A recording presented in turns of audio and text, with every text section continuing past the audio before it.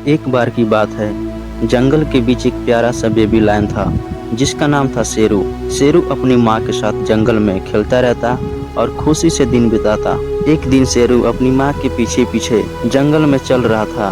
तभी एक सुंदर तितली उसे दिखाई दी। उसका ध्यान तितली में मग्न हो जाता है और उसे अपनी माँ का साथ छूट जाता है। तितली के पीछे भागते भागते शेरू अपनी माँ से दूर चला गया।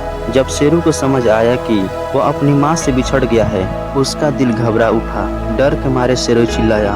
जंगल घना और डरावना था।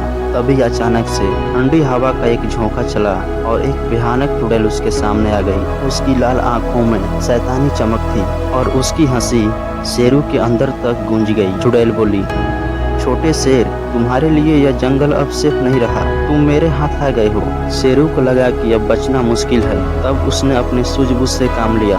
शेरू अपने चेहरे पर एक मुस्कान लाया और बोला, आप कितनी सुंदर हो, मैं आपकी मदद करना चाहता हूँ। अगर आप एक छोटा सा काम मुझे करने दो तो आपको और भी खूबसूरत बनाने का रास्ता बता सकता हूँ। चुड़ैल को शेरू की बातें पसंद आई। उसने सोचा कि ये छोटा शेर मुझे कभी धोखा नहीं दे सकता। क्या कर सकते हो तुम छोटे शेर? चुड़ैल ने गुस्से से हंसी मारते हुए पूछा। शेरू बोला, मुझे एक जादुई तालाब के बारे में पता है। अगर आप उसमें एक बार नहा लेंगी तो बहुत ज्यादा खूबसूरत हो जाएंगी। चुड़ैल ने इस बात पर विश्वास कर लिया और शेरू को रास्ते दिखाने के लिए कहा। शेरू खुद भटक गया था पर वह किसी तरह आगे बढ़ता रहा।